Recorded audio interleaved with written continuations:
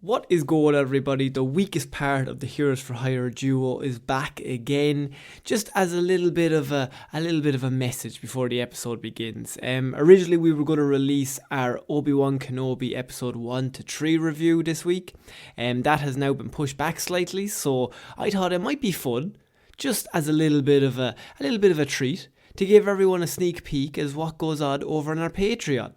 So over there we've got a whole host of movie reviews, series reviews. We've reviewed all of the Disney Plus series for Marvel, and we do a movie every single month if you want to subscribe. But we've also recorded and reviewed all of the prequels. So this week I thought, as a bit of a treat to everyone, we'll give you all a sneak peek to episode 3's review, which is Revenge of the Sith, which we only released, I think, in time for May 4th. So enough of the jibber jabber. I will let you get on with the show. Please, Conor of the future, play the episode.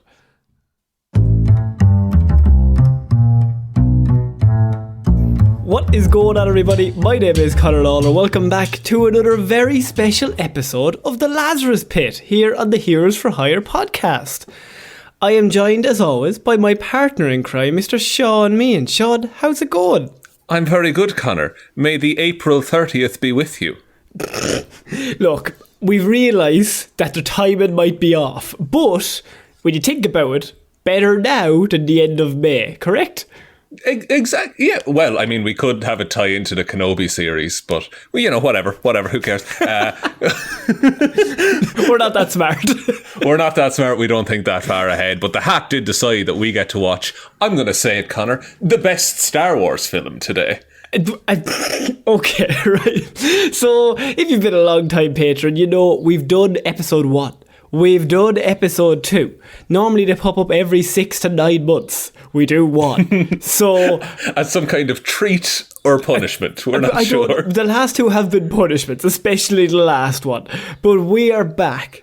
Episode 3, everyone's favourite, came out in 2005, Shaun. Oh yeah, it did. It cost, and let me just check, I checked this earlier on, it cost $113 million to make, and it made $868 million back. In $2005? That's $2005. Man, that dollar was different then, so I assume that's $1 billion movie, Conor. That's $1 billion reduce, I can only assume. But what was interesting about this, we all know the story of the prequels. Look. Yeah. In the other ones we shall call them, right? George, he comes up with an idea. Somebody else says, George, that's a bit weird. Maybe we do it this way. We take that idea, maybe change it around, maybe a sprinkle of this. George thinks, that's better. That's a better idea. It's true. But with the prequels, for the last 3, it's been George says, I'm doing this. And the stats say, written by George Lucas, directed by George Lucas. And all of the rest of the crew working on the production say, no. And George says, yes. And that is law now, is what that is. And then they just like put their hands in their pockets and kick a rock. Damn. That's not shit. The right way to do it. There is a fan-made edit of the prequels. It's on YouTube, you can watch the whole thing. And it is 5 minutes of The Phantom Menace, about 15 of Attack of the Clones, and then the rest of the edit is basically just this entire film. Really? Okay, yeah. So that is interesting. So I think it's probably best to get straight off. We've been getting a bit more loose with the reviews. Maybe not so strict on the scene to scene, but maybe just general thoughts, Shaun. What are your thoughts on episode 3? You know what? I saw this in the cinema when it came out, and this is the movie that made me obsessed with Star Wars. So I might be a little bit... Same for Conor Martin, by the way. I don't know what it is, but I think we were just at the perfect age demographic where this was the coolest thing I had ever seen. And I wanted to be every character in this, because every character in this movie is the best version of those characters. Okay. In terms of, like, they all just do cool shit all of the time.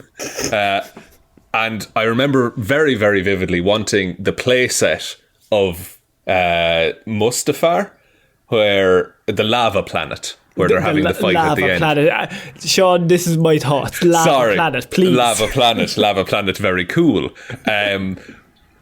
But this movie hit me in a way that I was just like, this is the coolest thing, and I'm going to base my personality around this for the next 2 or 3 years. And that's what I did. Just all of a sudden small fires. I want to get a stream of them going. But I have a funny feeling that you didn't like this movie then and you don't like it now. That is true, but... Oh, no! No, I don't know if I didn't like... I think that might be a bit strong. I think... I don't know. I was even watching it today, and I understand that people like this movie, and especially people, Shaun, like yourself, friend of the pod, Conor Martin, who's one of the biggest Star Wars fans I know. They adore this movie because this is the first time that something's resembling good came out of these prequels. Pod racing, though. What about pod racing, Conor? Now we're pod racing. But to me, I'm kind of, maybe I'm just being harsh, right? And also, I don't have the love of Star Wars that you guys have. I'm just like, this is like... The word I'm going to use is hollow, right? Oh, right? Really? Because I think there's a really, really good movie, a really cool Star Wars movie in this movie, but it's almost like it gets by because of the really cool ideas in it, but none of the really cool ideas are done to like a 10 out of 10 level. This might be an issue. I do get where you're coming from with that. And I think part of it is that going back to watch it today, I have, since I saw this movie, I have looked into all of the breakdowns and the analysis and the Wikipedia articles about what the characters are thinking and doing. No and why Wikipedia it means that. facts will be used today, Shaun. You have to just do it off the movie. Oh, no. Oh, Wikipedia. My one true love. No, but I think I'm going in with all of that, that's what this means, and this is the internal conflict that he has that was explained in this one comic. I'm going in knowing all of that, so I have extra enjoyment available to me. But if you're just watching this on the surface for what's presented in the movie, I do get where the word hollow comes into it. Can I raise then the counter argument to that, Shaun, is that you are Boba Fetting this movie. I describe you Boba Fett a movie when you read all of the backstory and then you see what's on the screen and it's not great, but Jesus, that comic book tie-in, fucking hell, that analysis video that fella made on YouTube in 2014, God, that really opened my eyes to this. That was real good. So look, it's one of those where I think this is the movie George Lucas wanted to make, right? He didn't give a shit about the last two, to be honest, right? He just wanted to have the cool moment where Anakin turns bad, and it's all been leading to this. This is the movie that he wants to do. And you can see it on the screen, as you can see, as you said earlier on, this is definitely the strongest of the three. Yeah. I think that the idea of seeing Anakin going bad and seeing all that stuff and him and Obi-Wan and that falling apart, really great ideas, really fucking cool, interesting ideas. And you have Anakin being maybe the Jedi aren't so good because the Jedi are idiots in this prequels. Maybe they're not so good, maybe they're not so different. And then even the coolness of Obi-Wan at the end going, only a Sith deals in absolutes, even though that's literally an absolute. That is an absolute, I love... Imagine if that idea, right? I don't think George Lucas, by the way, knew that was irony. I'm not 100% on that, right? No, it lines up too perfectly to not be intentional. Yeah. And also, I love, even say at the end, where you have the dueling fights between Yoda and Palpatine and Anakin and Obi-Wan. Great stuff. And also the dueling surgeries with Padme and Anakin at the same time. I mean, fucking excellent stuff. But I think those are good ideas that they're that's a fucking great idea. But instead of doing it to its fullest, we could have done all those good ideas and had great dialogue. We could have done all those good ideas and had good background scenes, sets. We could have had a cool story around all that stuff. The dialogue, that's fair. George Lucas cannot write believable dialogue. And no one called him on it. He constantly has to say exactly what somebody's thinking without, like, I mean, Vader shouting no is one of the funniest, most ridiculous things. It might be, but he's in pain at that moment, Conor. But you know what's worse? What makes it worse is like the tiny bit before that, where just before the mask comes onto his head, there's the slight bit of fear in his face. That's a great character moment. You're like, oh shit, like a really deep character. Doesn't want this. Like, it's not spoken, very subtle shot, very subtle, but like, fuck, that's really deep. He's kind of scared. He doesn't know what's going to happen. No! Oh, okay, right. But I don't know how you, like, it's very hard for Darth Vader and the actor inside the suit to emote. Because but what about everybody else who doesn't have a mask, John? They have cute little one-liners that they get to do every so often. This is, you know what, there's actually some funny bits in this. There is. I think there are some funny bits. My favourite bit of this movie is when Obi-Wan tries to kick General Grievous and breaks his foot. Like, I think there's good bits in it. I just am like, the Jedi are morons. Like, they're just idiots. Can I say, the first 25 minutes of this movie are flawless.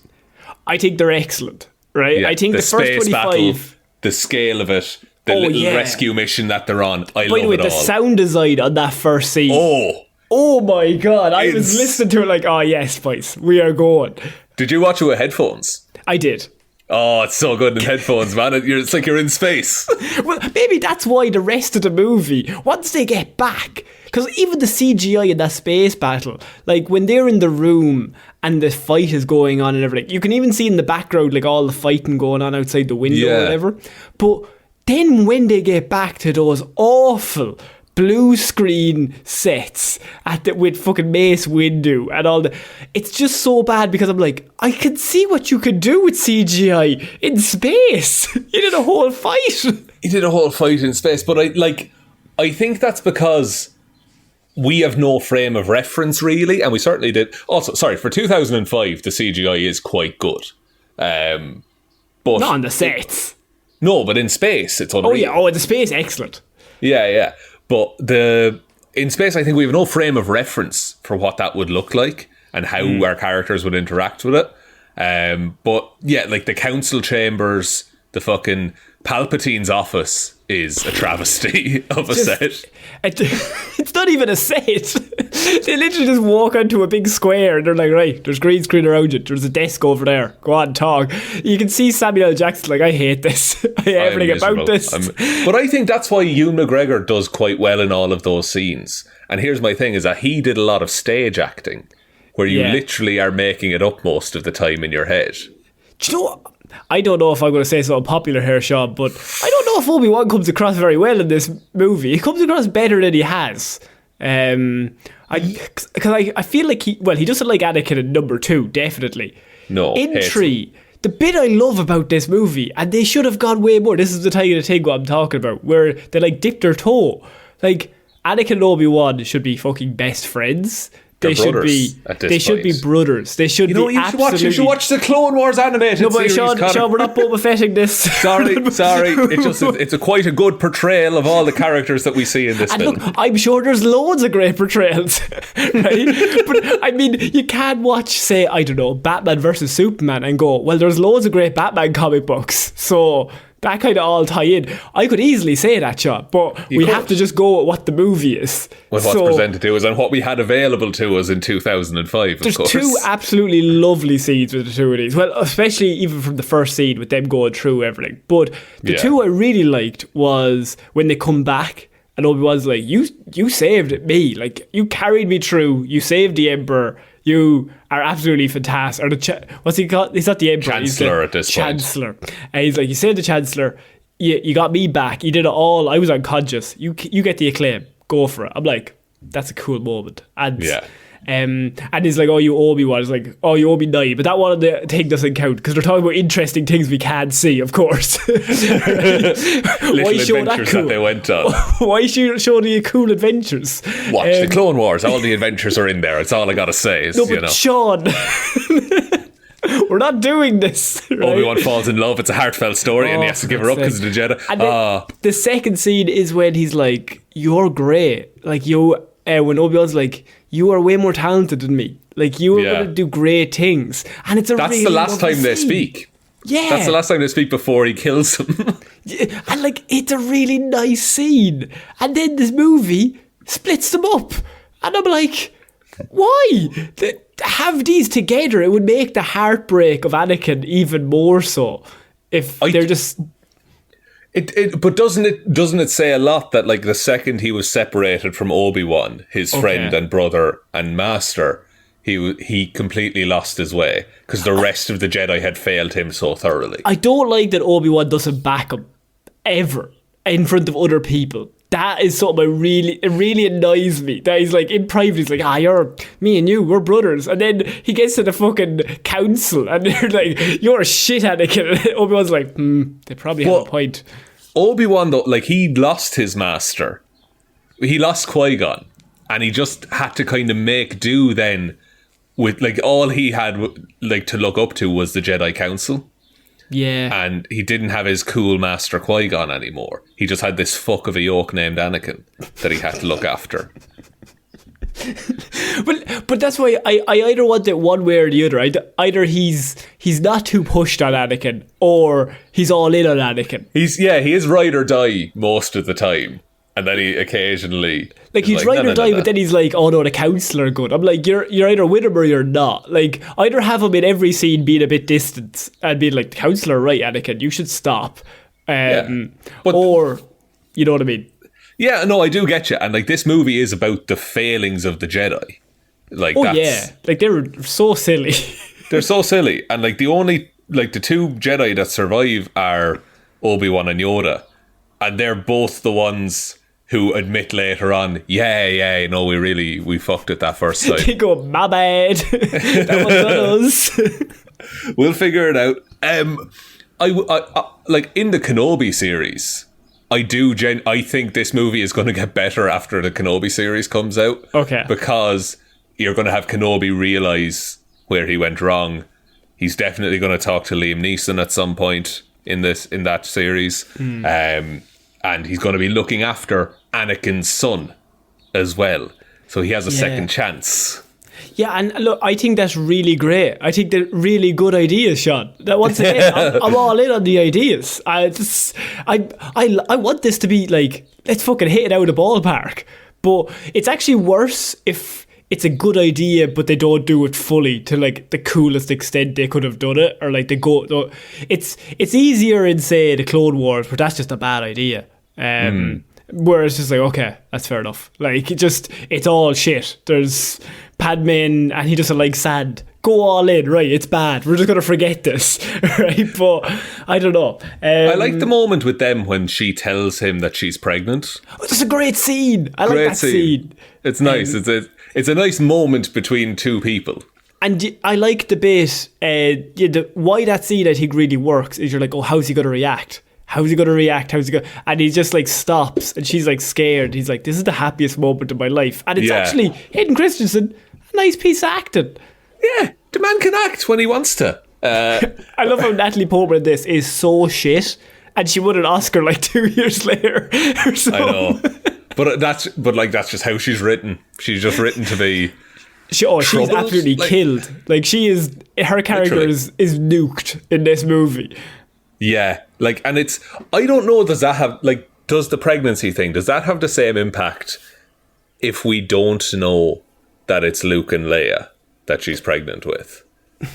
No, because you don't care about those two, like, at all. No. Like, and also the scene on the balcony shot, I mean, it's an atrocious scene. Oh god, like, yeah. I'm so blind with love, and so am I. That's pretty tough. That is pretty bad.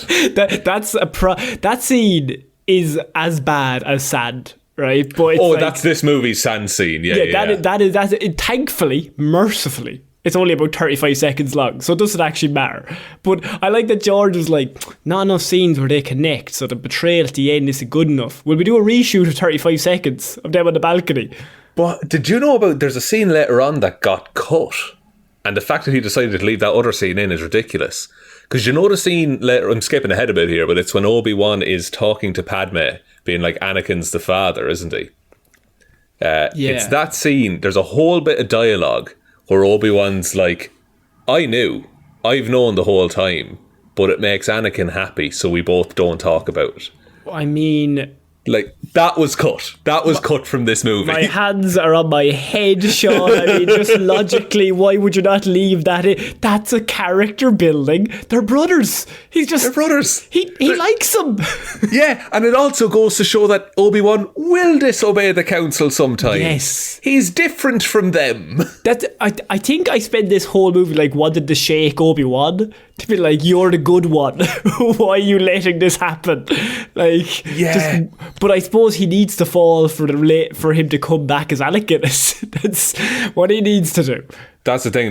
There needs to be hatred between him and Vader at the end, because otherwise A New Hope doesn't make sense. Yeah, I think this is one of those movies where I'm like, I know it has to happen, but at the same time, I'm like, you and I love you so much. Come on, you need to give me a separate timeline where Obi-Wan is just looking after Anakin the whole time. And like when they're like, oh, we're not going to make you a master, and Anakin's like, that's ridiculous. Obi-Wan should be like, he's done enough. He's had my back on so many missions. He's more than proved himself. But a lot of the council's issue with Anakin is that he's close to the Chancellor and they don't trust him. But if Obi-Wan backs him as well, and he's just like, no, I've got his back too.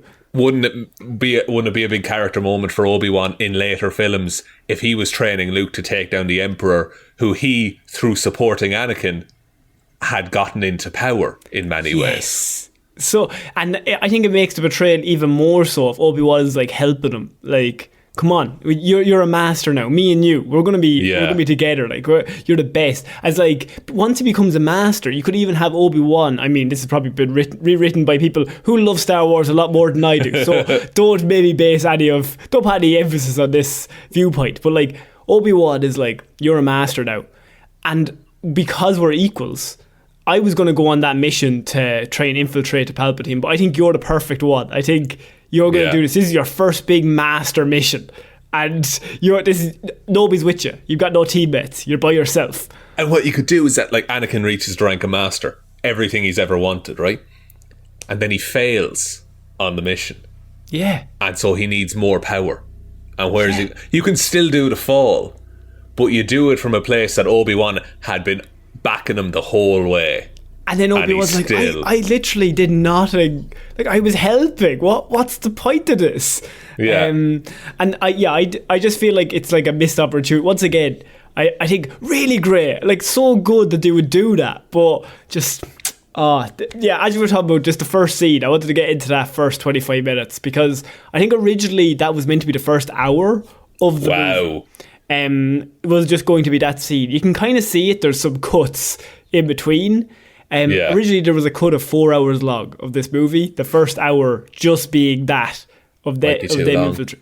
I think it's a great start just in terms of movie start. You hear that sound design on the ships and I was like, oh, that's good. That's like, you just perk up. You're like, this is Star Wars. Okay, we're in. And you're straight into it, and it's an adventure, and it's fun, and it's like kind of scary as well. But then you're introduced to Anakin, and he's not like the little awkward kid that he was in Attack of the Clones. He's like a more confident, like he's a soldier now, basically. I love the scar, by the way, on his eye. Yeah. Actually, I was going to make the point of I really dislike the opening crawl. I think it's war. my war. But then my favourite bit is George Lucas both sides, the dark side and the light side. He's like, well, on one side we do have Nazis, but on the other side, George Lucas becomes like news, like, in the news now. Well, look, on this side we have to be impartial, you know. Well, lately we have Linda, who wants to save the rainforest, and on the other side, Susan, who wants to kill everyone. So, I mean, let's give both of them equal airtime, please. He's like, there's evil on both sides, and I was like, is there not more evil on the... There's a larger collection of evil on the dark side, I would say. I would say they probably have the majority of the evil. How many evils are there on the light side? Anakin, but he's going to go to the dark side. Mace Windu literally taps into the dark side to use his own lightsaber fighting style. It's called the pad. Oh, it's good stuff. Entirely fucked that he just fucking hates Anakin because he gets angry sometimes. Yeah, Mace Windu's a fucking idiot in this. If that was played by anyone other than Samuel L. Jackson, I think we'd hate him. Oh, absolutely. He would be the worst. He'd be the Jar Jar Binks of this movie. Isn't that so mad? But it's because it's Sam Jackson. You're just like, okay, look. It's like, he's doing his thing. Yeah. He's got a plan here. Obi-Wan and Anakin going into that ship. I really like that Anakin straight away is like, I'm going to save that guy. Obi-Wan's like, no, stick to the mission. Stop right there. Anakin is clearly, George Lucas, shout out, clearly shown to be a better pilot, much better than Obi-Wan. Without saying it, nobody mentions, wow, Anakin's such a good pilot. But and that's something that Alec Guinness told us, that he was the best pilot in all the galaxy. And now we finally get to see it. Then you also have the bit where he's shooting like all the little droids off his ship, and it's just like, this is a terrible idea, Anakin. Yeah, but it's definitely made for the tie-in video game, where it's just like pew pew. Yeah. Was the tie-in video game to this? No, Star Wars Battlefront. Was that Star Wars Battlefront 2? No, Star Wars Battlefront 2 was just a Star Wars game. I think that was set in like a New Hope kind of time.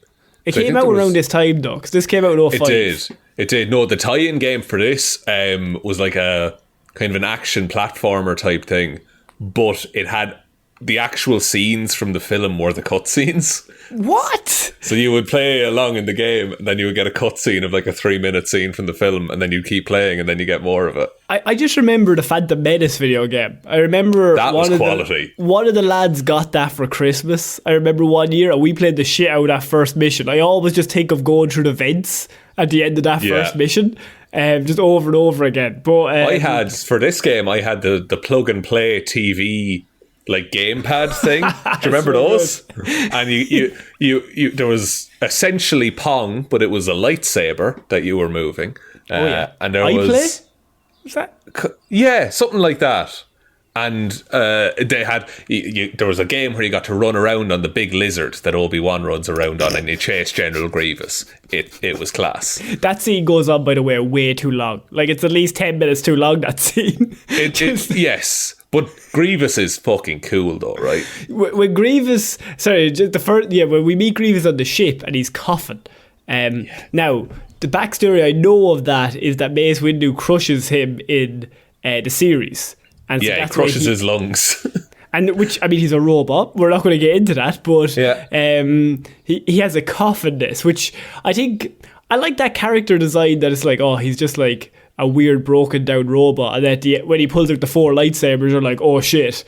Yeah, and I think that Mace Windu crushing him thing, I think that was retconned. I think now he replaced all of his parts with cybernetics to kind of keep up and fight Jedi. Okay, fair enough. The main thing of this whole intro is just like, you're trying to build up Obi-Wan and Anakin, their relationship. Do they get on? They work together. Even in the fight scene, they don't even say anything. They're back to back the whole way. Right? They have each other's backs constantly. The problem is, right, that the script, I just feel like everything's done in a sound boot. Like, it just, I don't connect with. They're like connected. I'm like, I want to feel like that brothership like between them, but there are a few clunky lines that just take me out of it. No, there are. And genuinely, if the dialogue between characters was better, I think you would like this film a lot more. I think so. It sounds like they're like in a pantomime, and they're explaining to the audience what's going on and what they're about to do. Yeah. And that's why I feel this way, is because I want to like them. Because that makes the betrayal even better if they get on so well and they're brothers. And like, me and my brother used to play Star Wars together and be Anakin and Obi-Wan. That's what we used to do. Who was Anakin? I think I was Anakin. Yeah, that tracks. That tracks, does it? Yeah. You bastard. What are we going to do? It's just him kicking the shit out of me with a lightsaber. And you kicking the shit out of an orphan. Yeah, it's a fair fight. And him going, stop. Yeah, that's something we have to reconcile with in this movie, but I'm sure we'll get to that later. Look, we'll get to it. The bit with Dooku, how do you feel about that fight scene? Much better than the end of episode 2. Yeah, it's less rubbery. it was just nice to see Christopher Lee pop up again, I think. I like the interactions between Dooku and Anakin. I like how Anakin fucking hates Dooku in this movie. Because he embarrassed him, completely. He embarrassed him, took his hand, all of that kind of stuff. Yeah. And how willing he is to kill him. I know he feels bad about it, but he cuts that man's head off. What I don't like, well, this just goes back to one small line that made me just laugh with how, George, why, is the Chancellor, he's sitting in the chair, and after he's like, do it, kill him, all fine, hamming it up. I'm not against any of that stuff. Ian McDermott killing it in this movie. I mean, I'm not going to go against McDermott. I'm not that crazy. But the bit that made me laugh was when he went, remember what you told me about your mother and the sand planet? And I was like, previously on Star Wars. Thanks, George. Thanks, George, for throwing that in. Just in case anyone forgot that he massacred a whole group of people. But that's not just a Star Wars thing. That's like any movie where they're like, do you remember when me and you were best friends from the age of 5? Do you remember that I would say that out loud? Don't you remember when Davy Jones locked his heart in that chest? You don't. Better exposition. So when Anakin kills him, I like the idea that Anakin is conflicted, because it makes sense. All he has is the Jedi Order and the Jedi rules and all this, and then the Chancellor's like, kill him, do it, kill him, and he's like, and even when he kills him, he's like, I shouldn't have done that. That was the wrong thing to do. But the Chancellor's meant to be good, and he's like, nah, you're all right, man. You're all good. Don't worry about it. Yeah, I don't know how anyone picks up on the fact that the Chancellor is not evil in this. Because he's just villain monologuing the whole time he talks to people. It just goes back to the Jedi being morons. Yeah, that they can't pick up on it. Yoda and Mace Windu spend all these years going, I feel something in the Force.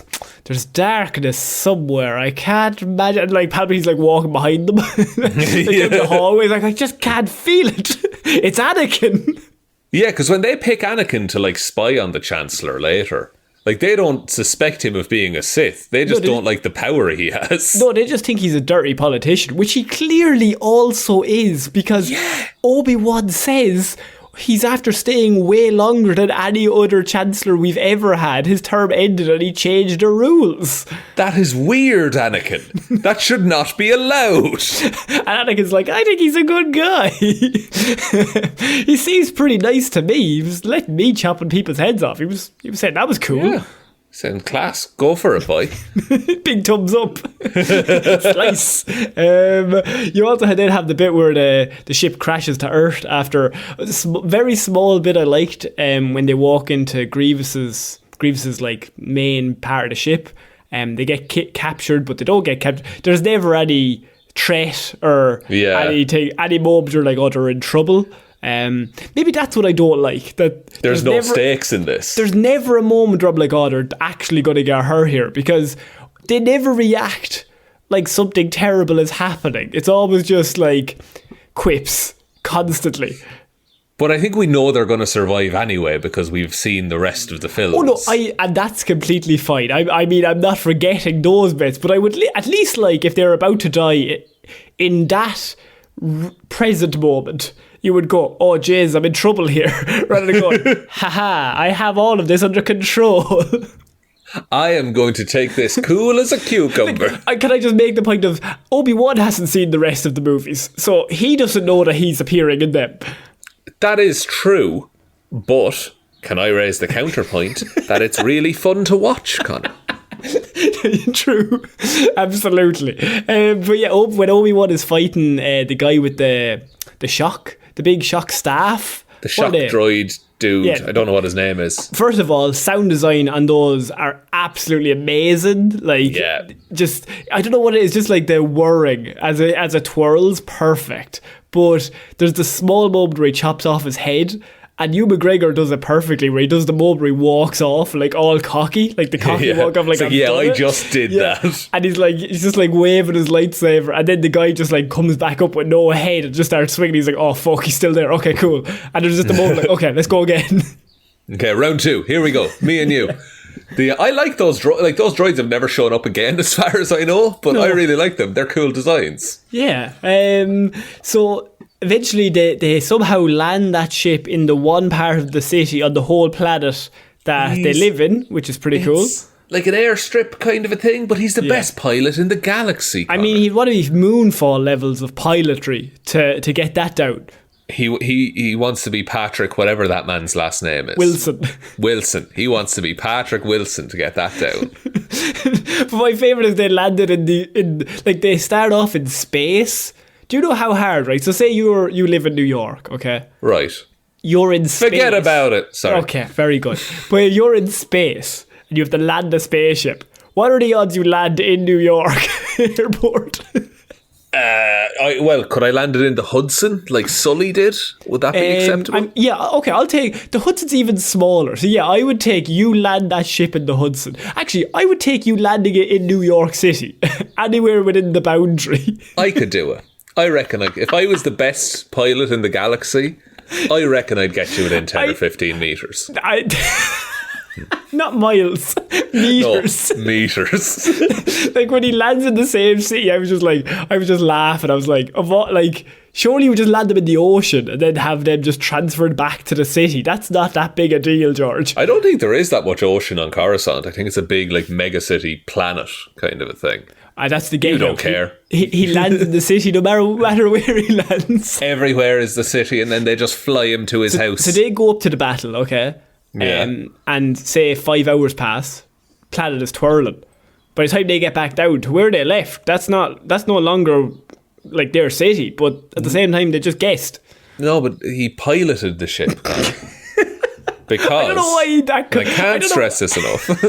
He's the best pilot in the galaxy. I don't know why I got caught so up with that, but I was just like, there's no fucking way that's the same city, is there? And the next scene is them going, yes, back. Lad, they're also monks with light swords. Yeah, that's fair enough. No, that's another well-made point. So then they go, shoo.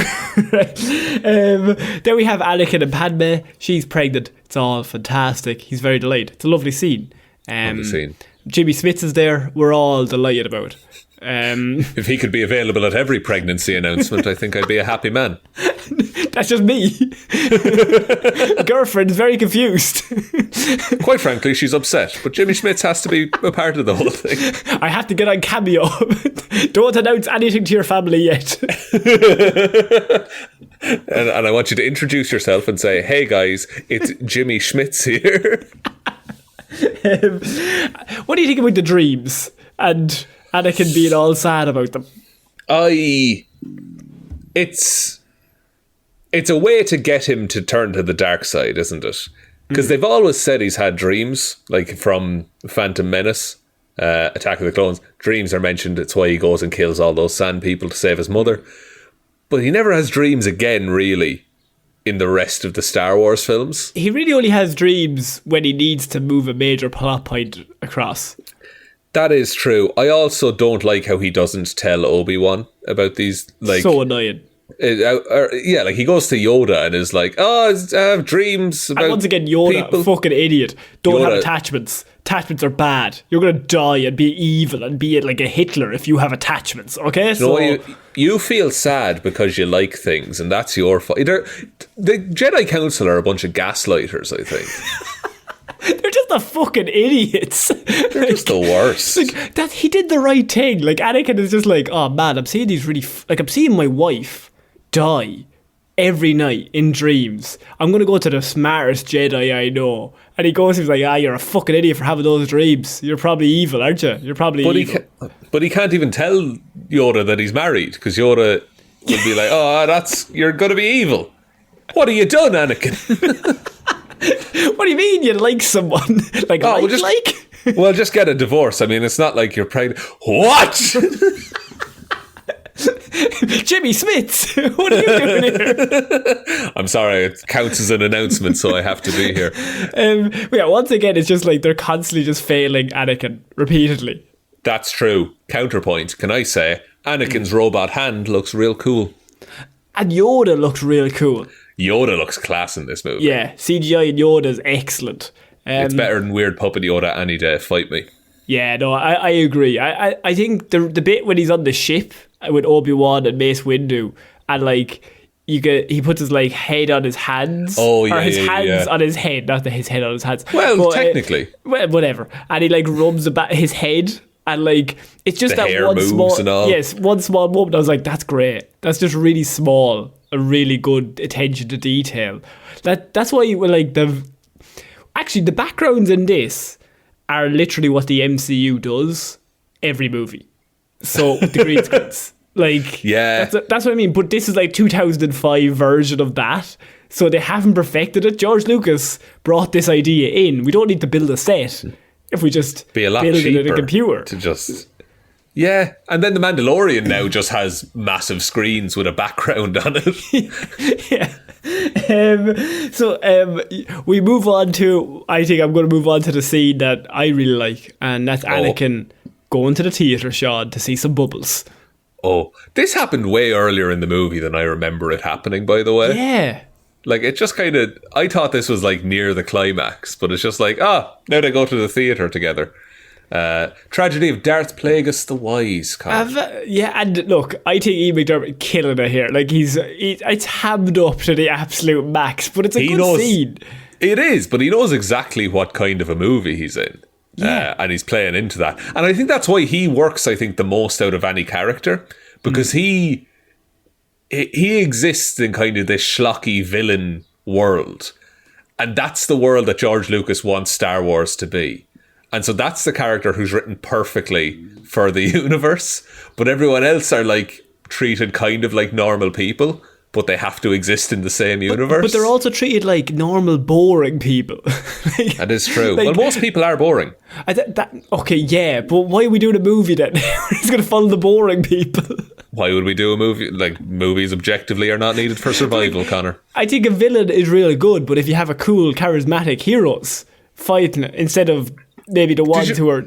You didn't hear the quips? You didn't hear the quips that our heroes were making? I think George equates quips to personality. I think he's like... Does George have a big hand in like the early days of the MCU? He's like, if they're quipping, they clearly are fun and personality. People are going to like them. And I'm like, yeah, but they spend the rest of the time being like, don't like anything. Don't have attachments. I'm terrified of liking anything. I can't like anything. Oh my God, they're going to kick me out of Jedi Order. Oh no. Bunch of incels. They're just a bunch of Psy boys. Are the Jedi Order... No, well, they might be Psy boys, but Psy boys would like women, and the Jedi Order generally... Yeah, I get bad vibes from them. I'll be honest with you. Yeah, they're a bad crew, I want to say.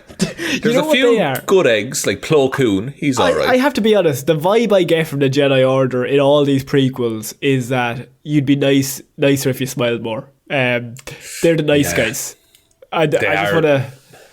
They are, because they think they're great and doing great work, but they're fucking everything up for everyone else. Yeah. And I think Hayden Christensen plays Anakin like he's a bit whingy or whatever, but he's the only one that's like, lads, we're not dumb. Actually that great. Like, we actually are kind of fucked, aren't we? And they're like, what are you talking about? We're perfect. The fact that, like, in the first movie, they're like, oh no, he's too old. He's too old to be fucking indoctrinated into this weird little cult you've got going on. I think that's the best reason why. There's like, they're the nice guys. Like, they're just, you know what I mean? They're just trying their best, and they haven't harmed anyone except for anyone who's not them. And we just look. Delving into the expanded universe a bit, Conor. Here we go. I think that... No, I've only read highlights and snippets of the book, but there's a book all about Palpatine and Darth Sidious, right? And... I believe that in this scene at the opera, Palpatine has just killed Darth Sidious, like the night before. I might be wrong. Star Wars fans correct me, but I genuinely do think that Darth Sidious was killed shortly before that opera performance, because Palpatine was like, "Oh, Anakin's nearly ready, so I'm gonna kill my master so I can be his master." But look, correct me if I'm wrong, but wasn't Dooku, like, he was Anakin before Anakin? So I thought Dooku was his...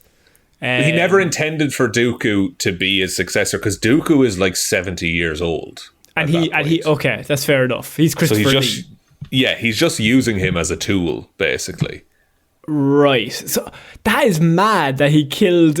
So then where's the other guy for the whole time? He's just in the background. He's just doing weird banker shit in the background. I don't know if that makes it better or worse. I like the idea that he killed him years ago. But then what's Palpatine been at? He's just been taking all these weird little side apprentices for no reason. He's been waiting for Anakin because he's like Anakin's the big prize because it's like he's the one that's going to bring balance to the Force. Okay, that'd be the bit what I want. That's the one. But I think he had to wait until he was sure that he'd fall from the Jedi. Okay. Before he made his move. Do you like it better or worse if he kills Darth Plagueis the Wise? I like the idea that he kills Darth Plagueis 4 hours before he goes to meet Anakin. And then they go and sit down in the opera and he fucking brags about it to his face. What are they watching, by the way?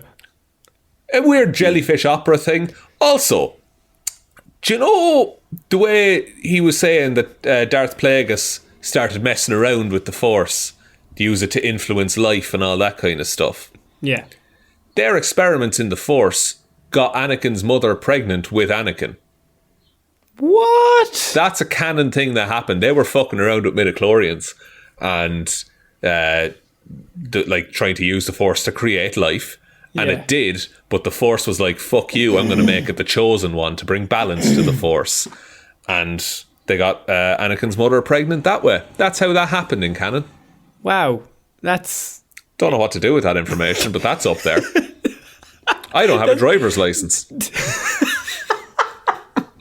That's something. That's one of those where I'm like, well, now I've learned that. We've all learned that.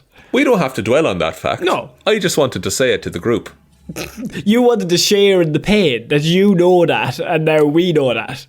Yeah, so technically, what's fucked is that Palpatine is the reason that Anakin was born. Palpatine's his dad. Yeah, and Palpatine's also Rey's grandfather. Yeah, he's fucking like he is. Yeah, he is getting around. He's getting around that lad.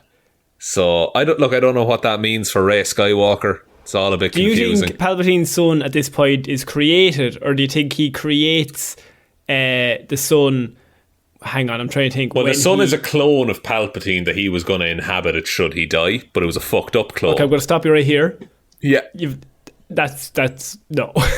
That's what it is. That's what those films are about. I know that's what it is, but I'm not going to go into that. That's another one of those. Keep that fact to yourself, please. Okay, fair enough. I'm very sorry. Rey should be Palpatine's granddaughter. I just think it makes the most sense. I just feel like it's a much cooler idea for her character. I know this isn't an episode 9 review, but I think it's much cooler for her character if her parents were somebody. That's all I'm saying. No, that's true. And everything we set up beforehand, just throw it all out. Also, the fact that this song that plays in this opera in episode 3 when they're talking about Darth Plagueis plays when they introduce Snoke in The Force Awakens. It's the same fucking song, and it's just Palpatine. It turns out, it's just Palpatine. Ian McDiarmid once again gets around, not only in the dating scene but just in plot. He gets around just as a villain. He's just around. Just on royalties, I think that man has been in every Star Wars movie. I think they cracked Ian McDiarmid and they were just like, look, we've nailed it first time round. Why change it? This is it. Let's just make the same movie again and again. Do you think Ian's just beside George, constantly just elbowing him do you need me? Do you need a little laugh? Do you want me to hop in? Give me 10 minutes on set. You tell me if you like it or not, and we'll see what happens. I'm just going to wing some dialogue, and you tell me what you feel, okay? Hey, George, do it. See what I did there? Remember what you told me about your mother on that sand planet? Do you not remember that? I really like that he knows Anakin's massive insecurity. That he's Anakin's I'm going to lose the person I love. And they're going to die. So he's playing on that immediately. It makes perfect sense as two characters. You would be obviously, he's the most powerful Jedi. If I can get him onto my side, that's cool. Okay, well, what can they not give him? What's his greatest fear? Oh, I can help him solve that problem. Yeah, and he knows that it's a Padme that he loves. The Chancellor is aware of that. And he's like, that's fine. That's fine to be in love. It's a great thing. Yeah. We have to save her. There has to be a way. The Jedi won't tell you the way, but I know there is a way out there. I know a lad who knew a lad that they'd figure it out. Like, and I know the way, but I'm sworn to secrecy because I don't really want to tell you right now. But I mean, it's there if you need it. Just if you want, just ring me. Just give me a ring back. But you'll probably have to betray the Jedi Order. But you know it yourself. I do indeed. And then, what's the next scene then after this? Because after this, the movie starts blurring together until Lava Planet. Well, we see the Wookiees first. We do. They go to the Wookiee planet for some unknown reason, just a callback. They go to Kashyyyk, Conor, please. Okay, but at the same time, Shaun, why is it here? Because Yoda knew Chewbacca, but that never comes up again. It's just there. Just for the sake of it, I guess. I suppose, yeah. I think I do like the idea that they split all the Jedi so that you have the multiple different scenes for Order 66. I like that idea that there's different locations. You see all the different ways that they all die. And yeah, I suppose I like the idea. Yeah, send fucking Yoda to Kashyyyk. Why not? Introduce Chewbacca. Just put him somewhere else. That scene of all the Jedis dying, by the way, that's rough. That is just it's really monstrous. good. It's really well done. A really great shot that George threw in there is the feet. When it goes down to the stormtroopers and their shoes or their boots, and you just see them stop, or the clothes. Yeah. And when and Order 66 is activated. Yeah, and the Jedi just turns around and is like, what are you all stopping for? And they all just raise their machine guns and just absolutely annihilate them. Oh, man. Oh, it hurts. It hurts every time. We forgot Anakin and Padme. This is like the last one where this is the only time where they seem like a slight bit of a couple, because Padme's like, you're really stressed. Like, what are you stressed about? And Anakin's like, I'm just having really bad dreams or whatever. She's like, not as bad's going to happen. Don't worry. Like, I'm absolutely fine. And it's not some self-fulfilling prophecy that's going to backfire horribly. I seen this scene. I was like, this is the first scene ever between these two people where I'm like, they're reacting like normal human beings. Who love each other and want each other to be okay. Because he's like, I've been having really weird dreams where you just keep dying. And like, I don't like that. And she's like, yeah, that's pretty fucked, but like, we can discuss that together. Like, that's absolutely fine. Like, you can tell me instead of just keeping it bottled up. And he's like, you know what, I can. I'm now happier. There should be more of that stuff, of just them interacting, because like, he loves her so much that he tells her everything. There's no reason to keep the dreams and things from her. Maybe that's it. Maybe it's like, I know that he loves Padme. Because, well, Jesus, he fucking says that, well, I'm so happy in love. That's true. But, like, not in, like, that way. I'm saying we maybe have a scene where they just act like a couple. You see that Anakin's really happy with Padme, and he's really happy with Obi-Wan, and they get on really well. And then you don't have to tell us how he feels, because we just, like, he's sad, he's confused, he's conflicted about lots of things. But when he's with those two people, for two different reasons, he's just more at home, he's more at ease. It's like, these two people get me. And then you have this, like, boy who lost his family at a young age. He has now found his new family. Yes. But but I think George realises he has to hit the fast forward button. So, because we've gotten to 3 and he's still not Darth Vader, or he doesn't look like he's going to be Darth Vader until like an hour left of this movie. So, you're like, right, let's skip all the character building. Let's get straight to him going evil. Yeah, straight into the fall to the dark side, which is the majority of the rest of the film. What are your thoughts on Grievous fighting Obi-Wan? Hello there. Hello there. Look, it's a classic meme. I will forever be grateful for that. We have to rank. I think we'd have to rate the movie on movie-based quality, not on meme-based, which is tough for the prequels. It is quite tough. I like the Grievous fight, you know. Like, I like the 4 lightsabers, like the spinning, just walking towards him, cutting the floor up. I like the guards walking towards him and him like looking to fight them, and then he just brings down the thing on top of all their heads. Yeah, because that's what Obi-Wan would do. Because he at his core, he's a sassy piece of shit. So he would just do the bullshit way of winning the fight. I think Grievous, like, I know about Grievous because of the stuff I've read and watched outside of this. Yes. in the movie, it's just like, oh, he's bad. He's definitely bad. Yeah. What's he about, though? Why does he have all those lightsabers? Who is he? What's his deal? Why do we care? Why do we care about Grievous? Like, he's just, to me, having not seen any of the other things or reading anything else, he's just a robot who has 4 lightsabers. And he just is there. That's the thing, but like he hunts Jedis. Wouldn't it be great in this film that is largely about the failings of the Jedi Order? Like, he hunts Jedis because like Jedis, I think, took like his family from him or something. And so he hunts Jedis to be like, okay, I'm going to get my own back. Wouldn't it be interesting to see someone's mindset of why the Jedi are not good people and don't help? You could have the moment where Obi-Wan's like, you're a bad fucking dude, man. And he's just like, you do realise, like, you killed my family. Yeah. And Obi-Wan then has to wrestle with that. He's like, oh shit, like the Jedi Order did this. And then you have to argue the greater good, which is like the worst argument to someone whose family has been killed. Now, that's all very interesting, Shaun, but we'll do it in a comic book. Or maybe like a sideshow, just something. I don't want that in the movie, right? We've only got 45 minutes left and we got to get fucking straight through to Anakin. we got to fast forward this shit. So they have a big chase. It's lizard versus big wheel. Like, it's a CGI mess. It's absolutely... You know what the word I would use is it's fine. It happens. At the end of it, he's like, what does he say about the gun? So uncivilized. So uncivilized. He throws away the gun. He uses that to kill him. That's a sick reference to A New Hope, where he's like, oh, it's a lightsaber, a more civilized weapon. A more elegant weapon from a more civilized age. He doesn't like blasters. They're uncivilized, Conor. Right, good. Characters. Once again, keep that to yourself. Okay, we're moving on. So I just have written here, the Chancellor is the Sith Lord, ? What? So say what? Anakin finds out, you're not going to believe this, the guy who looks and sounds like Emperor Palpatine is Emperor Palpatine, the Chancellor. He just fucking tells Anakin that he is straight up.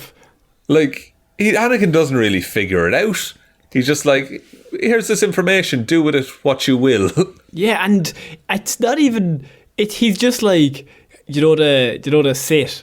Do you know them? I'm familiar. I'm the leader of them, boy. I just we've been looking for you. Even Anakin's reaction is like completely understated. He's like, wait a minute. Hang on a minute. You're the Sith Lord. You're saying you're the Sith Lord, but the Sith Lords are bad. Wait, you're bad. It all makes sense now. And then he goes and tells on him. He tattletales. He goes straight to Mace Windu and he's like, the Chancellor, he's a Sith. Mace is a big piece of shit in this as well, though, because he's like, if this is true, you will have earned my trust. And Anakin is like, I fought in a war for you. Yeah, but shut up.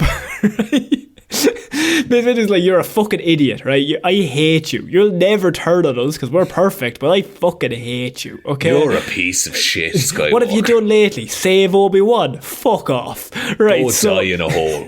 So, Mace Windu shows up with 3 lads he found in a janitor closet, and he's like, Here's boys, here's some lightsabers. We're going to solve this. Didn't pass on the information to anyone else. Didn't leave a note to say, oh, don't trust the Chancellor. Didn't tell any of the politicians. Just decided, let's bring all of the witnesses to one room and threaten the man. But the good thing about that is we've seen multiple times in the movie that they can easily message each other through the holograms. Like, within 4 seconds. And so it would take him maybe 4 seconds to maybe ring into Yoda and be like, look, we've just found this out. Obi-Wan, we've just found this out. Anakin just told us. You need to get back here. This is a pretty big deal. Yeah. Bring Anakin. Bring Anakin with you. Like, sure, why not? Include him. Like, let him kill Palpatine. See, but Anakin's a fucking idiot, Shaun. You have to remember that from Mace Windu's point of view. But Anakin is still by the code at this point. Because, like, the lads all attack Palpatine, so it's treason then. Then he does a big spinny flip and he starts just killing Jedi. Ian McDermott, by the way, not committing to the fight scene whatsoever. Not at all. Not at all. He keeps, like, stabbing. It's a lot of stabbing motions, like, instead of sweeping.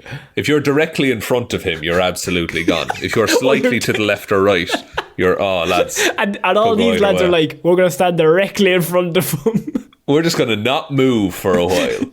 We're going to hit him with the old razzle-dazzle, stand in front of him, see what he does. But, like, Mace Windu is the only one who can keep up because he channels the fucking dark side when he fights. And because he's just so mean to Anakin, that pumps him up. He's fueled. He's fueled by calling Anakin a little fucking bitch boy. I can't believe you did your mission right. You saved Obi-Wan last week and you landed that fucking plane from space, you fucking bastard. You cook. That's it. That's right. You're a fucking disgrace. So he goes in, he fights the Chancellor, or I'm going to just call him Palpatine now. I think it's out of the bag now, Sean. So we know he hasn't been elected Emperor yet, but no, yeah, he's basically it's Palpatine, right? And so he's there. They break through the window. There's the moment where Mace Windu's like, "Nah, mate, you're dead. Like you are. I got you." And Anakin comes in, and once again, I think this scene makes really perfect sense. As in, like, the idea of the scene is really good. The delivery of the lines, I mean, it's George Lucas, but the idea that Anakin comes in and he's like, "Wait, you're gonna kill him," and like he's like, "But that's not the Jedi way." He needs to stand trial. Like that's how we do things. Mace Windu's like, he's too dangerous to be left alive, which is what Palpatine said about Dooku. It's and you know what? That's pretty strong as kind of an idea comes back. And Anakin's like, "Wait, so." But if the Jedi aren't the good guys, like if we aren't perfect, then what the fuck are we? Because then he's like, okay, well, if we're not perfect, the only reason I was staying here was because this was the right side to be on. But he told me he could save my wife, and you told me I can't even have a wife. So hang on. And both of you have made the same argument about killing someone. So maybe you're not that different, but one of you will let me save my wife. One of you might give me a 10% chance of saving my wife and unborn child. And I'm going to take that. And so, once again, perfect sense. That's why he would betray him. What I'm not so big on is Anakin going all in immediately after Mace Windu falls out that window. For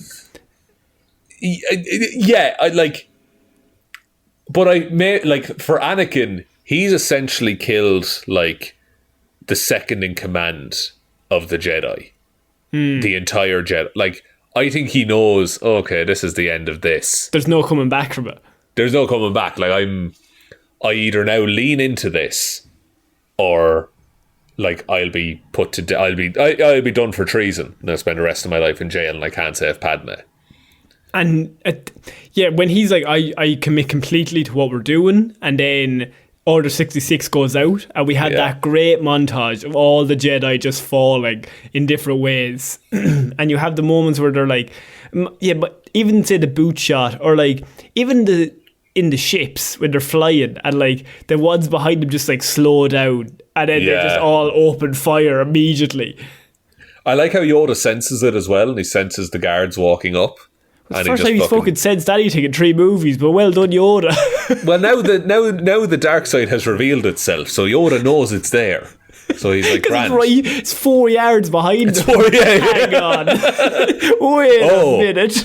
God, I'm good. He's been shaking hands with fucking Palpatine for 3 movies.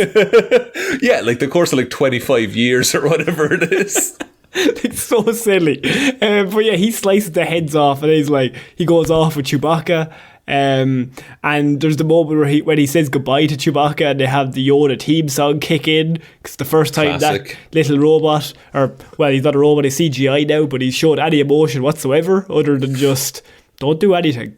Just do not do anything. The whole fucking galactic empire falls to the dark side, and that's when Yoda starts feeling bad about things. Yeah. Like, you could actually sum him up in the previous 2.5 movies with just don't fucking do anything, don't feel anything. Yeah. Just do what I say and do what Mace Windu tells you, and don't regret or feel anything, good nor bad. Yoda could be, I fucked around and I found out, is his whole character arc in these movies. Oh, I did some war crimes. Oh no. Oh dear, no. Speaking of war crimes, by the way. So then we have a very iconic scene, Sean, because Anakin, he's now committed to the dark side. So he's like, right. How committed though? Surely he can't be all in. There has to be, he's like to the Palpatine, what's the one thing I can do to show how committed I am? How do I prove it? What's the most reprehensible thing that I can do? Because I like the idea of Obi-Wan coming back now. Like, there's still time. You can still come back from this. I didn't even like Mace Windu, man. He was a bit of a dick, but... like, look, we've all killed grown adults, okay? We've all committed war crimes, but not like real big ones. No, like the general war crimes that we all commit. There isn't war itself a crime, Anakin. But the younglings, Sean, they're still about. And I mean, I think once again, a really cool idea to be like, the Sith is like, well, we're going to kill the next generation. We're just going to kill all the Jedis. Because they're trying to turn on us. They tried to turn on us first. Did you not see Mace Windu? He was trying to kill me. That's real bad. Yeah, the Jedi, they even announced it, that they're like, oh, the Jedi were trying to seize power and all this. Make me your emperor and I look after you, kind of a deal. But yeah, kill the next generation. And God help me, maybe I've just seen the movie too many times and I'm desensitized to it. But every time the kid is like, what are we going to do? And Anakin just sparks up the fucking lightsaber. It's hilarious to me. I don't know why. That kid's delivery absolutely shit. A terrible piece of delivery. Master Skywalker.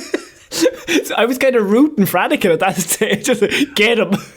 It does become harder to feel bad for Anakin though after he kills 18 children. And then when Padme's like, no, you're still good, I'm like, look, Natalie, he's too far gone at this stage. He's either going to become Darth Vader, or he's going to come back and literally rot in jail for the rest of his life. You're either the guy that's killed 13 kids, or you're the guy who hasn't killed 13 kids, and I don't think there's anything in between.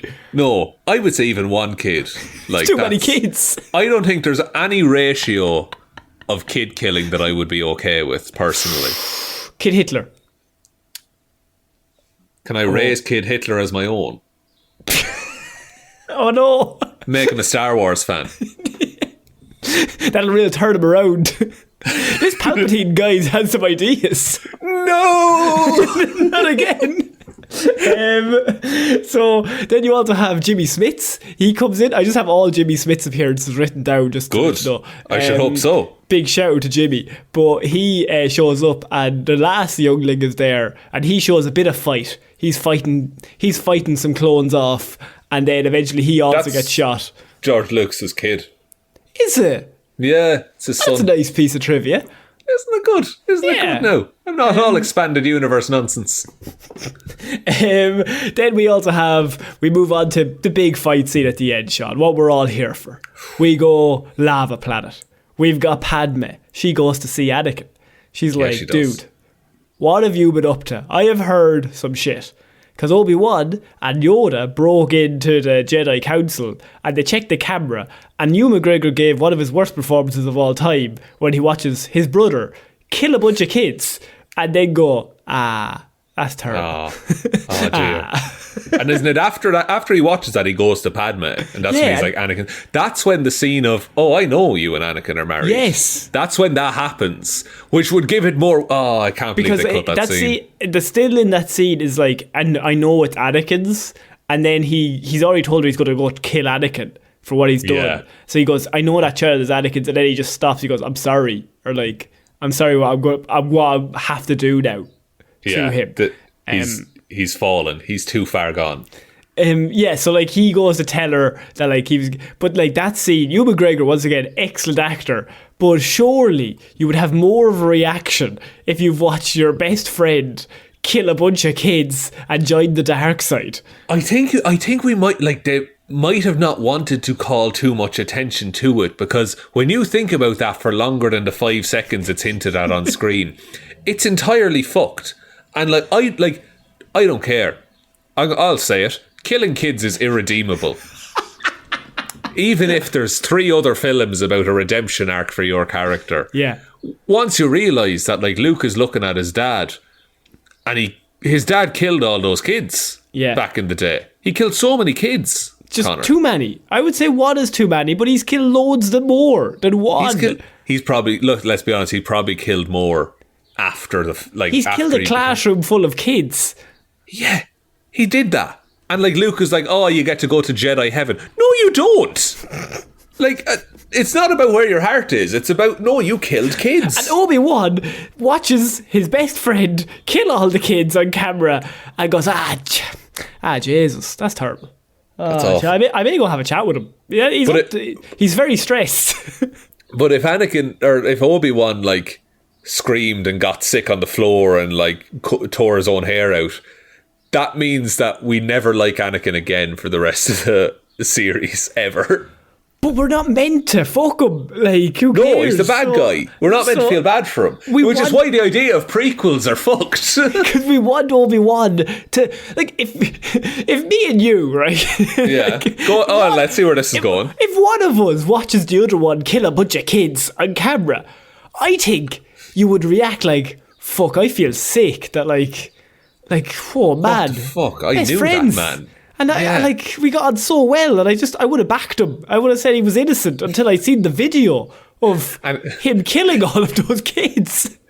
Anyway, are you free at 6:30 to record? I am, yeah. I'm in the cell at the minute. They let you keep your Blue Yeti. It's your one comfort Officer, item. please. Can I have my Blue Yeti, please? But so you have Owen McGregor. Ewan McGregor, he reacts quite poorly. George, you probably should have done a second take on that. What can you do? Goes to the lava planet. Natalie Portman's there. She's like, look, Anakin, I know you've done some fucked up things. Obi-Wan's told me, but you're a good person. And Obi-Wan's like, the Jedi Order are evil. I've turned on them, and we're going to be emperors. We're going to rule over this. He does escalate in terms of what he wants. So because he starts off, he falls to the dark side because he's like, oh, I don't want my wife to die. I love my wife. I want to save my wife's life. Suddenly it's, I'm more powerful than the Emperor. I can overthrow him. And I think that happens too quick. I think at this point he should still be on that. I did it to save your life.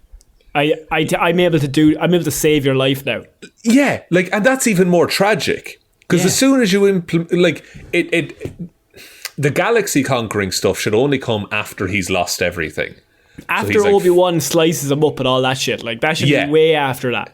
That should be way after that, when he has to live with himself and he's like, right, the least I can, like, I'm just going to get power now. Yeah. So that no one can hurt me ever again. And despite the fact that this is all my own making. But I think, that scene works even more so if he's like, I did it so, like, I'm so powerful now, like, I'm going to save your life. And then he starts choking her. And she's just like, what you joined? And then he's going to realise himself, like, he's after joining this side to save her, and he's just ended up nearly killing her. And he's like, wait, am I the bad guys? Wait a minute. I fully believe she doesn't die of a broken heart. Like, he probably, like, crushed her windpipe. Probably didn't help the fact she was 9 months pregnant. All of this stuff added up, and it's all Anakin's fault. So then the big fight scenes break out with Yoda meeting up with Palpatine, and he's like, there's the cool moment where Yoda walks in and fucks the two guys against the wall without even like breaking stride. And they're like the elite trained guards of like the Republic as well. Like, and Yoda's just like, fuck off, I'm not dealing with you. And so Yoda versus Palpatine. Family Guy had that one joke years ago. It was like, why is Palpatine sitting at a desk? Why would he need a desk? What's he doing at the desk? What paperwork does he have to do? You're the Emperor. Who cares? So Yoda and him are having a fight, and at the same time, Anakin and Obi-Wan, this is the big showdown. We've been waiting 3 movies for Shaun. It happens. What are your thoughts on this scene? I mean, it's so good, right? Like, if this movie was entirely the space battle at the start and this at the end, I would be a happy, happy man, quite honestly. Because dialogue aside, up until about when Anakin gets delimbed, like the choreography, the sound, the set pieces, I don't care that it's all on a green screen. It looks fantastic. Do you care that it's like built like a video game? No, because the video game was class, Conor, if I may remind you. Once again, you're going third party here. Shit. No, like, I don't think it's too video gamey. I think it's a set piece, which I get, like, the distinction is fairly slim at the best of times, but it's Anakin making Obi-Wan is on the back foot this entire fight, and so Anakin is just progressing, and the end point is him becoming Darth Vader. So the more he's pushing Obi-Wan away, the closer he gets to becoming Darth Vader. Good stuff. We've talked about my favourite scene in this fight scene like multiple times. This is for years and years and years. This is my favourite. Actually, yeah, this is referenced on the podcast, like on the weekly, nearly. Like, so often, and it's just the bit when they're on the lava, and Obi-Wan's like, Anakin, the Emperor is so evil. And Anakin's like, well, not from my perspective. From my point of view, the Jedi are evil. I'd love if there's a cut and Obi-Wan is just like, fuck it, you know what? Actually. And I just am trying to imagine George Lucas writing this, and he's like, best fight scene, 20 minutes long, it's gonna go off, fucking lava everywhere, need to write some dialogue. Okay, what could these two, who've been fighting for 15 minutes at this stage, say to each other? That's it, that they're just wrecked from the fight. They're wrecked from fighting, but now they need to go verbally, how are they going to fight each other? Because imagine if we were like fighting for 15 minutes and then we had to have any bit of a discussion with each other. It'd be like, fucking, like that's not right, lad. Like, you can't be doing that. And Obi-Wan going like, he's evil, and him going, no, I don't think so. And then we get only a Sith deals in absolutes. And so then that terrible scene aside, it keeps going. And about that bit where they clash lightsabers and the lava goes up? Oh, you had a big Star Wars nerd face on you when you said that. It's pretty cool though, right? Pretty Duel cool, of the Fates place. Look, it's pretty good. And then of course we get to, but I had the higher ground. What are your thoughts on higher ground, Obi-Wan? I'll be honest, I never understood that. Yeah, it's on a slight gradient. It's like, now granted, it's like the bank of a lava river. That's more than I've ever jumped over. Yeah. But I don't know. It felt like there was this thing that in the past, Anakin had done that and succeeded. And Obi-Wan is like, don't try that again, because I know what you're going to do. But I think, and now this might be my Star Wars fandom, I think it's replicating Darth Maul Obi-Wan flip on Darth Maul. So I think he's told Anakin about that story, and he's like, don't try it, because I know how to defend that move, even though Darth Maul didn't. I like that way more. And it's... And that brings up a whole other bunch of things about, because that's how Anakin came into Obi-Wan's care, is the fight with Darth Maul. Yeah. Granted, Obi-Wan just takes Anakin's legs and other arm. Also, I feel like Darth Maul should have survived that fight and just replaced and just been the sidekick for all three movies. Absolutely think that would have been way easier. But what he does is he goes down and falls in the hole and gets some spider legs, and then later on gets some robot legs. But once again, stop Boba Fetting this, Sean. In the three movies, he dies. In Rebels, he does indeed. But in Rebels, he fights Obi-Wan, and he tries to use the same move he used against Qui-Gon, and Obi-Wan deflects it in an instant and kills Darth Maul immediately. It's so good. Do you not think it would be really cool if you had the same scene, but instead of Christopher Lee, it's Maul on the ship at the start of this movie, and you see the Emperor be like, kill him now. Like, that would make more sense. And he's been in 3 movies. Like, yeah. And like, because there's no reason Maul couldn't lead like the Separatists and things like that in Attack of the Clones. Just have him be a presence the whole way throughout. Even if Maul took the Grievous role in this. Like, yes. That would make a lot more sense, in my opinion. And so Obi-Wan and him are constantly fighting. Like, they're just rivals for the whole thing. Yeah, you give Obi-Wan like a big bad to just focus on the whole time. And then it's a completely different dynamic where, like, Obi-Wan, first time he faces him, he's with his dad, basically. And the second time he's got a kid with him. So now he's the elder statesman trying to defend the kid. And then he's with his brother, essentially. Exactly. On the ship at the start. And then he faces him one-on-one. Yeah, I think that could be pretty cool. Look, that's a small thing. We're not rewriting this all the way through. But he eventually slices them up. And the movie ends with Padme giving birth to the children. She dies of a broken heart. And then you have Darth Vader being created. Suit looks excellent. Scene looks pretty cool. Scene looks pretty good. There is a bit in the audio where his heart stops. And then it starts beating again once the machine kicks in. It's very good. Also, really cool moment is the smoke when he takes his first breath and it slightly moves out. It's just a real small thing. Like, really small details are so good, and yet, like, the background can look like a blurry piece of shit. It doesn't make any sense.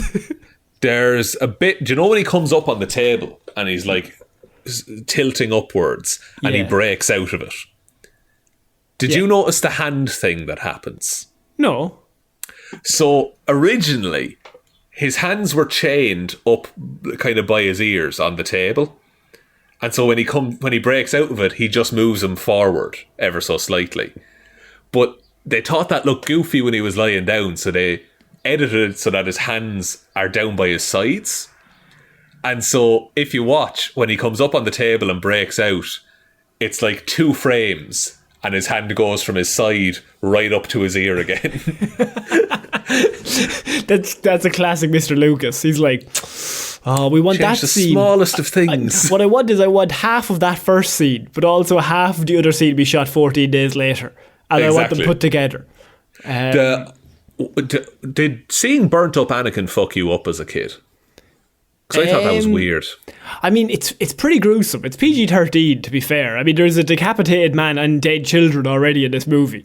That's true. And then they burn a man alive. And then they just put him in the suit with his burnt up clothes on. Yeah, they just left those on him. No, like, no need. Don't take them off. He'd be fine. He'd be grand. He'd be grand. He'd be grand. There's also the other theory that Palpatine takes the life force from Padme. I heard gives it to Anakin to revive him. Which would make sense. Because he can do it the other way around. Because he has that power, I suppose. Yeah, because he can manipulate life. It's a secret the Jedi wouldn't tell you. We've all heard the tragedy of Darth Plagueis the Wise. We're on the same page there. But I don't like... The rest of this then is just kind of... It's nearly like a teaser for A New Hope. It's all just done in about 5 minutes, yeah. Like, they named the kids Luke and Leia. I do like the weird little council they have going, which is Yoda, Obi-Wan, and Jimmy Schmitz just around the table. Jimmy's just there. Why is Jimmy there? It's because Leia needed to be a princess. Also, where is that? Where are they having that meeting? Where's that going on? Yeah. I think actually I think I do know this. This is the ship. That's Jimmy Schmitz's ship. It's the Jimmy Ships, and that's the one that Leia is on at the start of A New Hope. Because that's the only set in the whole fucking movie, I think. Looks great. Because it's the old set they just brought back in. And just like cleaned it up a little bit. Yeah. And so, like, I mean, I think that does make sense. I suppose they get away on Jimmy's ship, so... I mean, then they're like, okay, well, he's part of the meeting because it'd be rude if we just had a meeting without him and it's his ship. Jimmy, can we have a few minutes, please? So they're like, right, we'll give him a kid for the flyaway. Yeah, which one do you want? Which kid is going to be raised in the lap of luxury? Which one's going to be raised in the desert? Oh, put the lad in the desert. Oh, he'll hate that. I think the whole ending is set up and then you just have... I don't know how I feel about it, just in terms of her becoming royalty, then you give the kid, but I like the idea of giving him to his relations because the last place Vader would go, or Anakin will go, is back to Tatooine. Yeah, like that's... he would not, and he certainly wouldn't go back to his old house because Anakin Skywalker is dead, essentially, and he doesn't want to live through that. I think it might also be due to the fact that Obi-Wan has to go into exile. Like, he has to hide now because him and Yoda are like the last Jedi as far as they know. Not the last Jedi, that's another film. But it's a whole other bag of worms. So it kind of works that like the Jedi who was closest to Anakin would hide in the least likely place for him to look, and also look after this kid who the Jedi Order completely has failed. Yeah, no, absolutely. So, yeah, the movie ends, that brings an end to the prequel, Shaun. I mean, you love this movie, I can tell. I do. I really enjoy this movie. Like, for all of its faults, I still think it's a great time. You know what? I think it's the most fun time of all three of them, by a good margin. Which would you rather watch, this or Rogue One? Rogue One gets a lot of hate. I do like... Rogue One does have hallway scene, though. Does have hallway scene, doesn't it? It does have hallway scene, but I would have to see Mr. Luna, and he's very boring. Man, you really hate Diego Luna in that movie. Like, so boring, and he's getting his own series. He's fine. Yeah, he's fine. Exactly, he's fine. Most of Star Wars is fine. I would say I would watch Rogue One. Okay. Follow-up question: would you rather watch this or Solo? Oh, because this one at least has a vision. I suppose this one, because it does have some half decent scenes. What would you rather watch, this or episode 8? I think this. I think this. I think 8. And I don't mind episode 8 that much even, but I think I would rather watch it. I would have a more of a nostalgic fun time. So you have nostalgia going into this. Yeah. So I'm coming into it just like, okay, I've seen this movie. I would watch it the same way I watched it today, is that I would watch it and have Wikipedia open beside me as I'm watching it and just be like, oh, what's that about? I think it does have a lot of positives. I think we were shitting on the other two.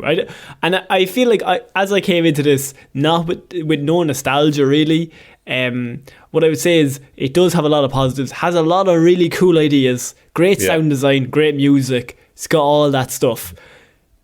I do think there are some quite big flaws in it, but it's like, I think it's because we got served like 2 shit sandwiches in a row that now we have like a crayon sandwich, and we're like, well, it's better than shit.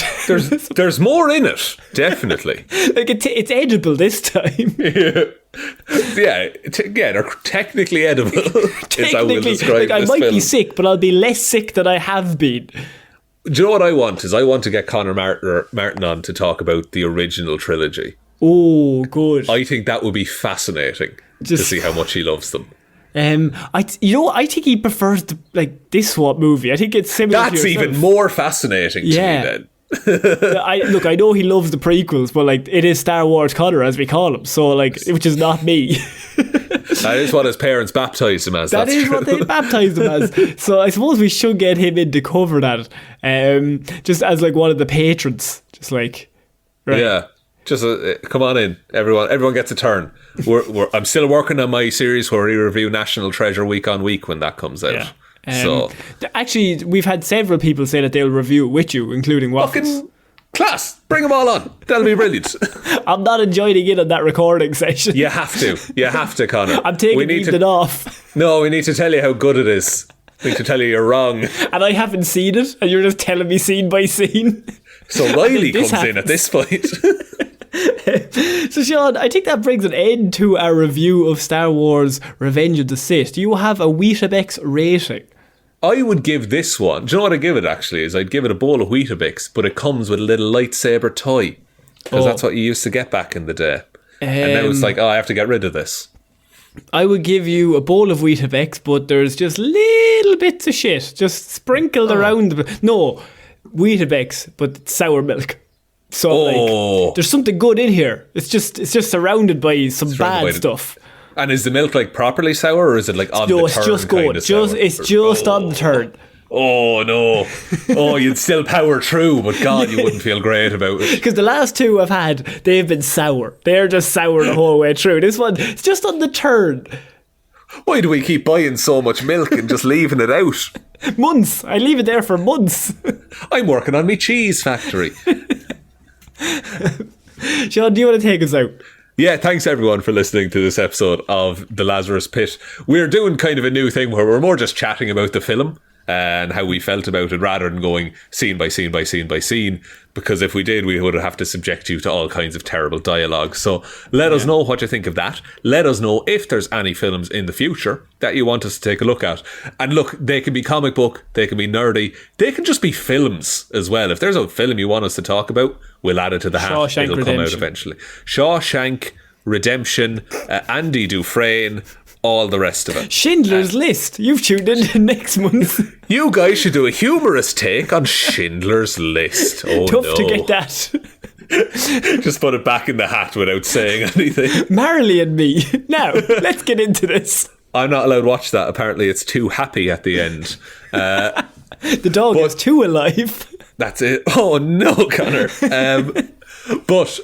No, look, thank you for the continued support on the Patreon. We do say it a lot, but it's because we mean it a lot. You really make the show what it is, and we couldn't do it without all of you. So give yourselves a pat on the back, and other than that, And happy May 4th. Happy May 4th, or whenever you listen to this, if you celebrate it. Exactly. I think that's about it, Conor. I think so. So I've been Conor Lawler. I've been Shaun Chuck. I shall see you all next week, guys. Bye. Bye.